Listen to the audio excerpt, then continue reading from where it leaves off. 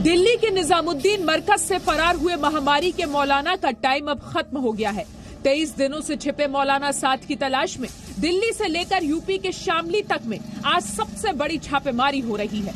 किसी भी वक्त मौलाना साद सलाखों के पीछे पहुंच सकता है। पुलिस के साथ साथ जी न्यूज की टीम भी मौलाना साद की सबसे बड़ी तलाश में जुटी है।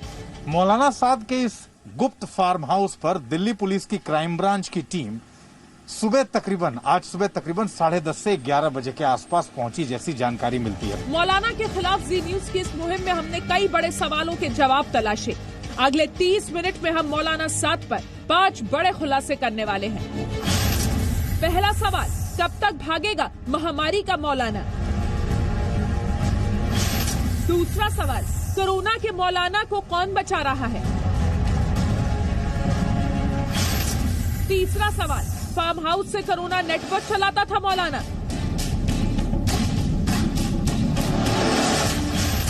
चौथा सवाल, देश में मौलाना साद के कितने ठिकाने हैं? पांचवा सवाल, क्या है मौलाना के मरकज का हवाला कनेक्शन? नमस्कार, मैं हूं आपके साथ में मानसा मालिक। देश में कोरोना फैलाने का गुनहगार तबलीगी जमात का मुखिया मौलाना साद 23 दिनों से फरार है। दिल्ली के निजामुद्दीन मरकज से लेकर यूपी में शामली के उसके फार्म हाउस तक में पुलिस छापेमारी कर रही है। आज शामली में मौलाना के आलिशान फार्म हाउस में जब छापेमारी हुई तो पुलिस को कई बड़े सबूत हाथ लगे, लेकिन मौलाना आज भी पुलिस की गिरफ्त में नहीं आया। अब सवाल यह है कि मौलाना कब तक भागेगा और मौलाना को कौन बचा रहा है? इन 2 बड़े सवालों को समझने के लिए मौलाना के फार्म हाउस से आइए आपको दिखाते हैं जी न्यूज की ग्राउंड रिपोर्ट।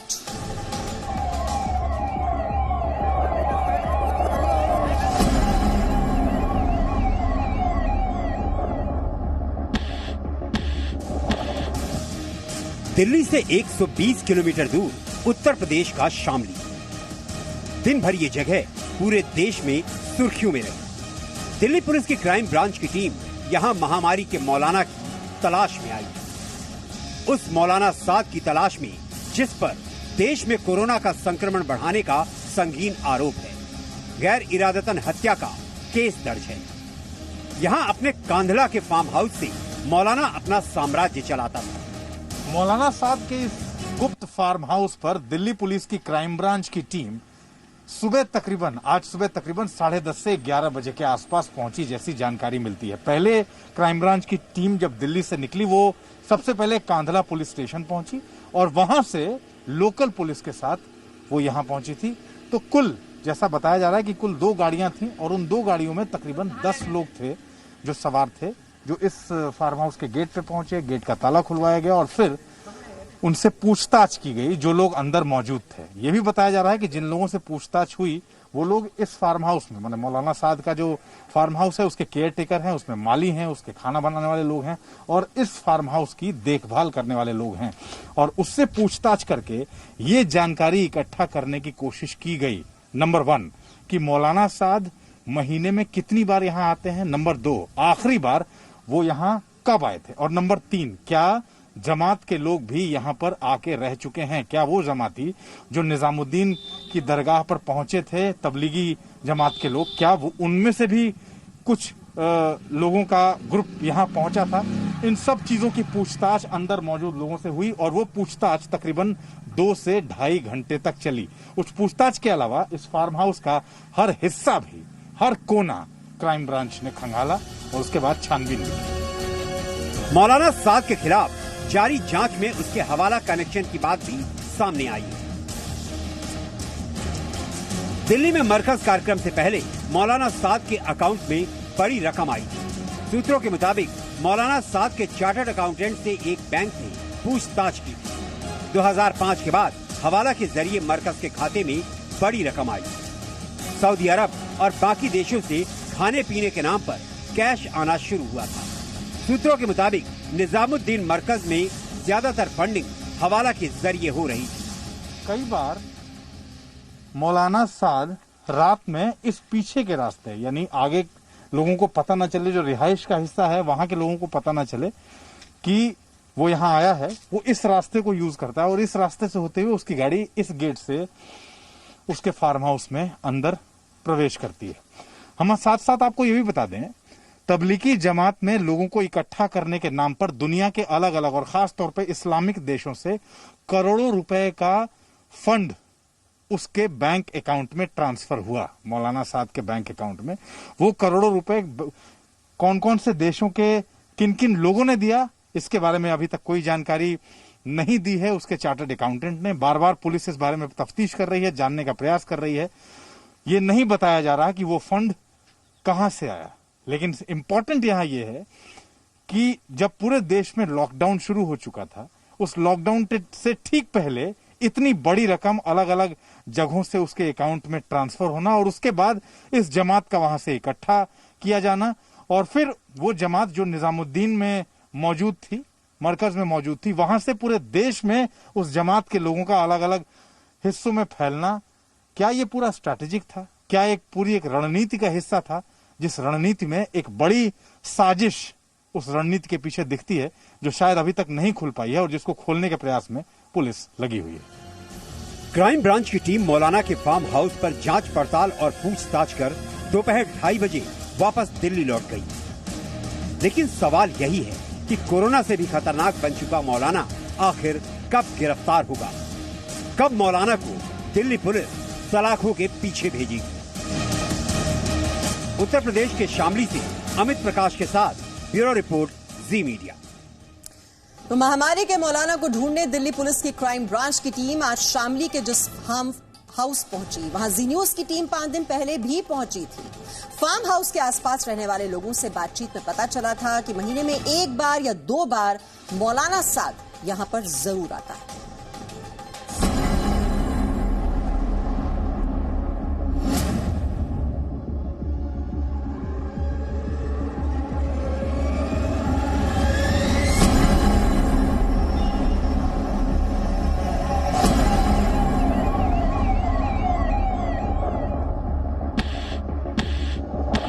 उत्तर प्रदेश में कांधला का ये वो इलाका है जहां पर मौलाना साद का फार्म हाउस है।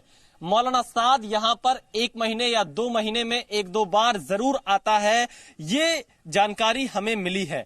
नहर के किनारे आप ये जो पूरा इलाका देख रहे हैं इस वक्त, ये मौलाना साद का साम्राज्य बताया जाता है।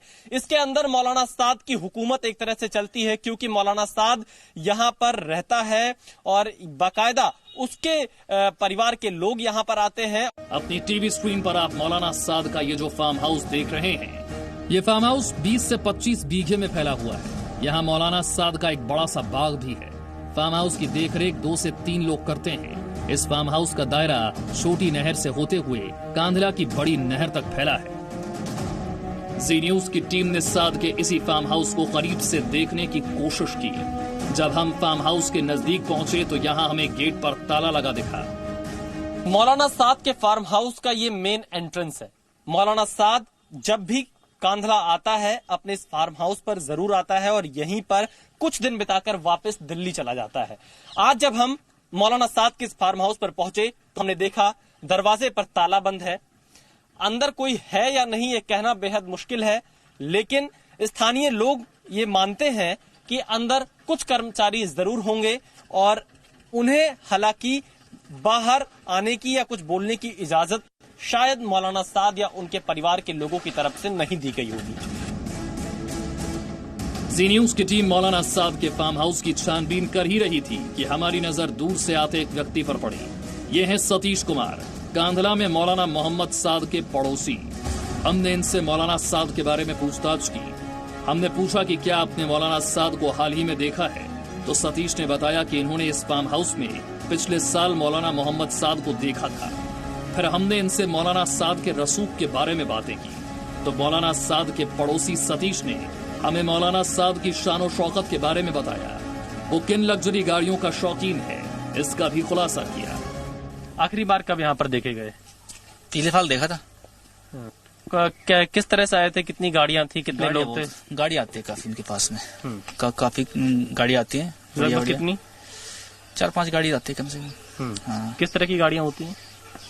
लग्जरीज होती हैं, बड़ी बड़ी टोयोटा वगैरह जो फॉर्च्यूनर वगैरह होती हैं। अब ये तो कम से कम 20-25 बीघे तो होगा आराम से, इतना तो हो सकता है। पक्षी वगैरह भी एक से एक रखे हैं वो। मतलब काफी अच्छा किया है अंदर, उन्होंने मेंटेन अपने फार्म हाउस अच्छा बनाया है। आप अंदाजा लगा सकते हैं कि कांधला का कितना नामी इंसान बन चुका है निजामुद्दीन मरकज का मौलाना मोहम्मद साद। लेकिन साद से जुड़े खुलासे की ये शुरुआत थी। इसके बाद जी न्यूज की टीम ने फार्म हाउस से सटे बाग का रुख किया। आप देखिए, छोटी नहर से शुरुआत हुई थी, बड़ी नहर पर आकर ये फार्म हाउस खत्म होता है। फार्म हाउस के साथ साथ में पूरा बगीचा यहाँ पर है और ये बाग के साथ साथ में ये बाउंड्री पूरी मौलाना साद के फार्म हाउस की ही है, जो आप यहाँ पर देख सकते हैं। क्या नाम है? समीर। ये किसका बाग है? ये मौलाना साद का बाग है। यहाँ पर कब से रहते हो आप? यहाँ पे यहीं से रहे। अच्छा, कब आए थे आखिरी बार मौलाना साद? मौलाना साद का नहीं पता यहाँ पर कब आए थे, वैसे पहले आए थे बहुत। हाँ। अभी यहाँ पर कौन कौन रहता है इस फार्म हाउस में? नौकर ही रहे हैं। कौन, कितने नौकर रहते हैं? यूँ पता नहीं, नौकर आवाज आती रहा, बंदर भगत रहे हैं। समीर नाम के बच्चे ने यहाँ एक बड़ा खुलासा किया। जिस फार्म हाउस के गेट पर हमें थोड़ी देर पहले ताला लगा दिखाई दिया था, उसी फार्म हाउस के अंदर आज भी कुछ लोग मौजूद हैं। ये कर्मचारी बताए गए हैं, लेकिन इन्हें किसी ने कई दिनों से नहीं देखा। इसके बाद हम और आगे बढ़े तो हमारी मुलाकात मौलाना साद के एक और पड़ोसी अरुण कुमार से हुई। इन्होंने हमें बताया कि 1.5 से 2 महीने पहले मौलाना साद यहाँ देखा गया था। क्या जानकारी है, मौलाना साद आखिरी बार कब देखे गए? मुझे इसके बारे में नहीं मालूम है, और 1.5 से 2 महीना पहले ये लोग यहाँ पर आते रहते थे। इनका यहाँ पर प्रॉपर्टी है, इनका यहाँ पर ये जो है फार्म हाउस है। कांधला में मौलाना साद की हमारी ये तलाश जारी रही। इसके बाद जी न्यूज की टीम सहारनपुर में मौलाना साद का पता लगाने के लिए उनके ससुराल की ओर निकल पड़ी। आज से 24 दिन पहले मौलाना साद को कौन जानता था? बेहद कम लोग जानते थे, या यूं कहें कि सिर्फ जमात के लोग जानते थे। लेकिन अब जब पूरे देश में मौलाना ने कोरोना फैलाया है तो उसकी पहचान और तलाश दोनों बढ़ गई है। ये 4 तस्वीरों से आप समझिए क्यों हम कह रहे हैं कि मौलाना को गिरफ्तार करना जरूरी है। तमिलनाडु में कोरोना के कुल मामलों में 84% जमाती हैं। दिल्ली में कोरोना फैलाने वाले 63% जमाती हैं, जबकि तेलंगाना में जमाती 79% और उत्तर प्रदेश में 59% जमातियों पर कोरोना फैलाने का आरोप है। देश में इस तरह से कोरोना फैलाने के बाद अब मौलाना साद पुलिस से भाग रहा है, लेकिन उसकी मुश्किलें कम नहीं हो रही।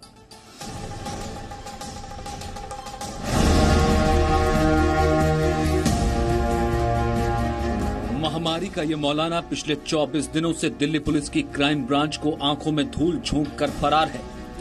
कभी क्वारंटाइन का बहाना तो कभी सोशल मीडिया के जरिए ऑडियो जारी कर पुलिस को और अपने लोगों को गुमराह करने की कोशिश करता है। ये मौका इसका नहीं है कि आदमी महज डॉक्टरों की बातों में आकर नमाजें छोड़ो जी, मुलाकातें छोड़ो, मिलना जुलना छोड़ो। क्यों नहीं यकीन करते? क्या 70,000 पैसे मेरे साथ हैं?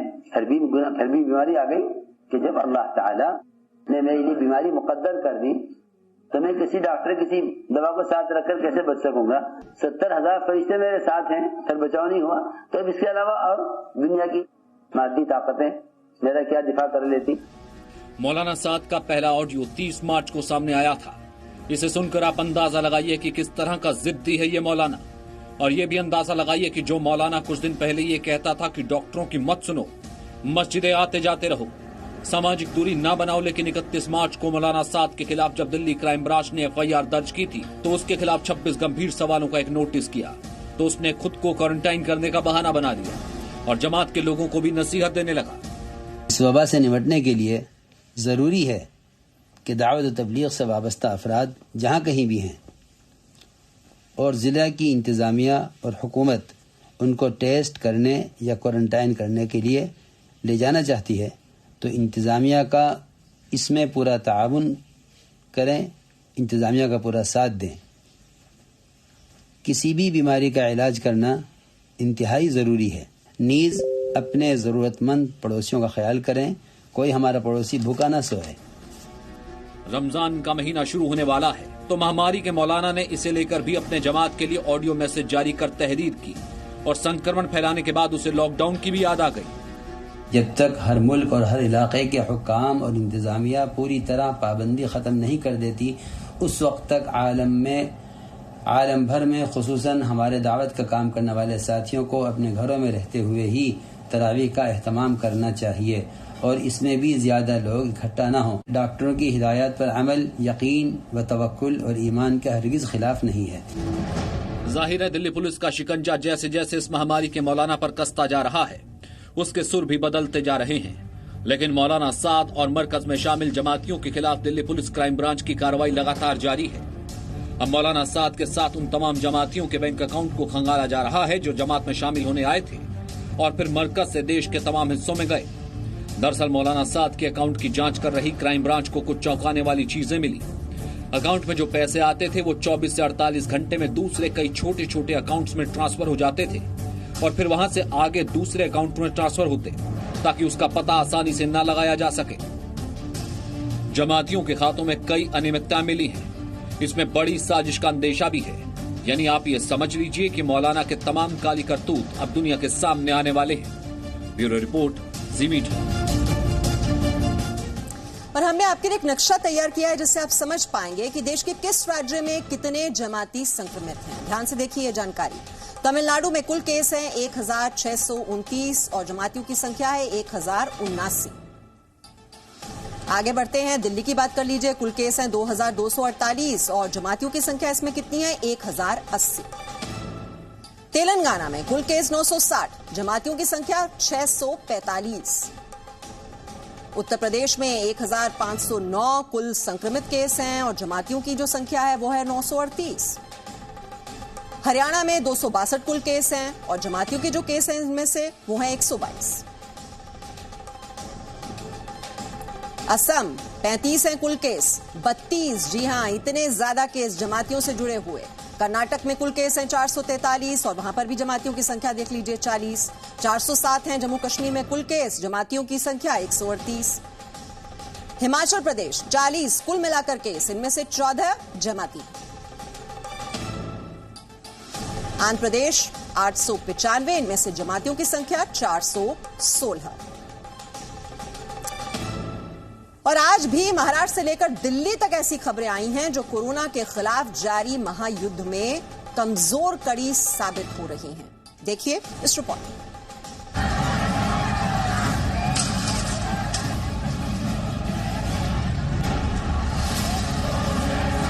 ये तस्वीर उस राज्य से है जहां देश में कोरोना के सबसे ज्यादा संक्रमित मरीज हैं और ये वो इलाका है जहां कोरोना संक्रमण का रेड जोन है। मालेगांव के यलम्मा पुल पर हुड़दंग मचा रहे ये लोग नमाजी हैं। पुल पर पुलिस ने बैरिकेडिंग लगा रखी थी ताकि कोई भी आ जा न सके। पास में पिकेट पर सुरक्षा कर्मी भी मौजूद थे। तभी इस उन्मादी भीड़ ने पुल पर लगी बैरिकेडिंग को गिरा दिया और पुलिस पर सीधे हमला बोल दिया। उन पर पत्थर फेंके जाने लगे। पुलिस वालों के बैठने के लिए जो कुर्सियां लगी थी उसे उठा उठा कर ये उपद्रवी पुलिस कर्मियों पर फेंकने लगे। बताया जा रहा है कि इलाके में ये अफवाह उड़ी थी कि जुमे की नमाज के लिए भी लोगों को इकट्ठा नहीं होने दिया जाएगा। इसके बाद नमाजियों की जमात जुटी और यलम्मा पुल पर तैनात पुलिस कर्मियों पर हमला शुरू कर दिया। हुड़दंगियों के हमले से बचने के लिए पुलिस वाले भागते नजर आए। हालांकि बाद में पुलिस की एक बड़ी टीम पहुंची और इन उपद्रवियों को खदेड़ दिया गया। आज मालेगांव शहर में सुबह 8 बजे के करीब इस्लामाबाद कंटेनमेंट एरिया से कुछ लोग खयाबान निशान चौक की तरफ आए। चौक में जो पुलिस बंदोबस्त डिप्लॉय था उन्होंने उस भीड़ को बाहर न निकलने के लिए अपील किया।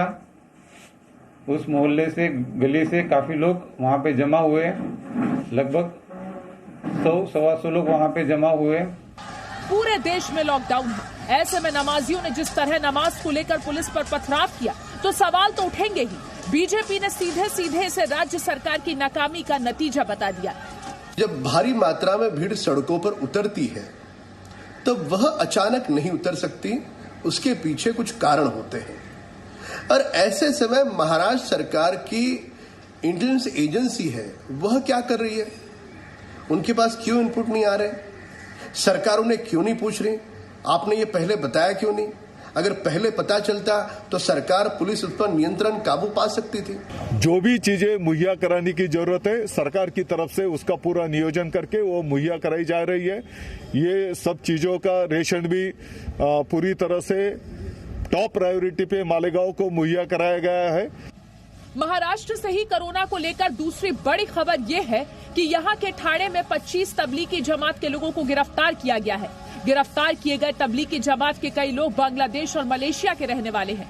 सभी जमाती दिल्ली के मरकज से लौटकर ठाणे के मुमरा में रुके हुए थे। पुलिस को सूचना मिलने पर तबलीगी जमात के 25 लोगों को 14 दिनों के लिए क्वारंटीन किया गया था और क्वारंटीन खत्म होने पर सभी को कोर्ट में पेश किया गया।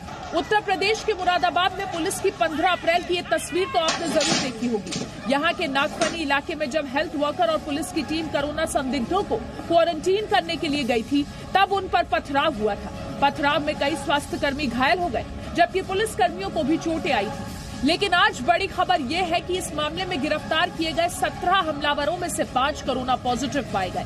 इसके बाद 35 पुलिसकर्मी जो हमलावरों को गिरफ्तार करने गए थे, उन्हें क्वारंटीन पर भेज दिया गया है। 10 व्यक्ति जिसमें 8 जेंट्स थे और 2 लेडीज थी गिरफ्तार किए गए थे। तो उनके सैंपल कराए गए थे क्योंकि वो हॉट स्पॉट जोन से आई थी। उसमें से 5 पुरुषों के सैंपल पॉजिटिव आए हैं और उन्हें मैटरनिटी विंग शिफ्ट किया गया है। बड़ी खबर दिल्ली से भी आई है। दिल्ली के एलएनजेपी अस्पताल से स्पेन का कोरोना संक्रमित नागरिक गायब हो गया है। गायब विदेशी निजामुद्दीन मरकज के जमात में शामिल हुआ था। 17 अप्रैल से इसकी कोई जानकारी अस्पताल को नहीं है, जिसके बाद आईपी स्टेट थाने में केस दर्ज किया गया है। दरअसल प्रशासन को ये चिंता है कि विदेशी नागरिक जिसके भी संपर्क में आ रहा होगा, उसे वायरस की चपेट में ले रहा होगा। हालांकि इससे पहले भी इसी अस्पताल से एक और कोरोना मरीज लापता हो गया था, लेकिन वो वापस लौट आया है। Bureau report, ji media. No signal, no worry. Presenting Z News app with live TV, latest updates and expert opinion. Available on Google Play and App Store. Download it now.